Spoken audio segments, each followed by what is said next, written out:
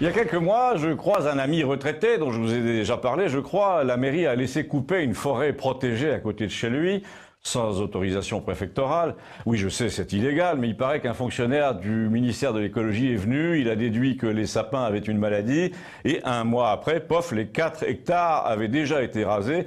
Et la rapidité de tout ça nous a paru quand même un peu bizarre. La maison de mon ami s'est donc retrouvée flanquée d'un terrain vague tout rocheux.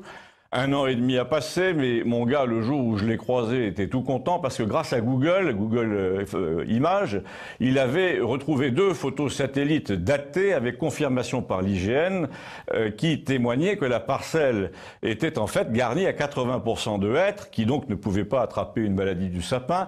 Donc il se faisait fort d'obtenir du préfet la replantation de la parcelle. Mais inexplicablement, le préfet a décidé d'accorder une autorisation rétroactive de couper cette forêt disparue, sans doute pour effacer sa faute. Et de toute façon, on n'a jamais pu lui demander l'explication puisqu'il a été nommé ailleurs. Parce qu'en France, je ne sais pas si vous l'avez remarqué, mais les préfets sont toujours déplacés juste à temps pour n'avoir jamais à endosser les conséquences de leurs actes. Donc un nouveau préfet arrive. Et malheureusement pour mon ami, dans l'intervalle, on vient d'autoriser le propriétaire de la parcelle déboisée à la dynamiter. Oui, je dis bien dynamiter 4 hectares de rochers pour aplanir le terrain à 15 mètres des maisons.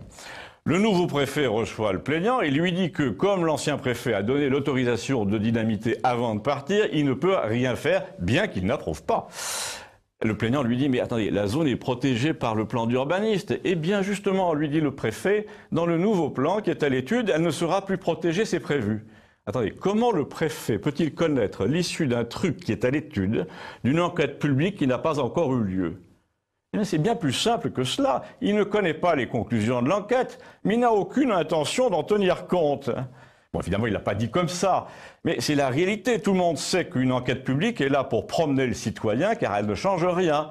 Du coup, le malheureux retraité court partout, il attaque devant le tribunal administratif, mais rien à faire, on dynamite bel et bien le rocher sous ses fenêtres, sa maison tremble pendant 2 ou 3 jours, il ne peut rien empêcher, un permis de construire pour un hangar est déposé aussitôt, mon plaignant gagne entre-temps devant le tribunal administratif, mais à quoi ça sert puisqu'il n'y a plus de forêt? On construit le hangar, des engins circulent toute la journée sous ses fenêtres, un jour ou l'autre, la zone va devenir un entrepôt, la mairie transformera le coin en zone artisanale, et mon retraité dont la maison se trouve à 10 mètres sera ruiné ou mort, ou les deux, tout en ayant pourtant gagné devant la justice administrative, mais pour rien.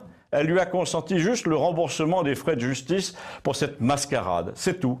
C'est ça la France de Campagnol, c'est celle des passe-droits, celle où les décisions de justice ne changent strictement rien, celle où on fait ce qu'on veut quand on a des copains au Conseil général. Mais c'est aussi celle qui a compris que puisque tout se passe sous la table, il va falloir la renverser. Si vous le pensez aussi, dites-le, merci.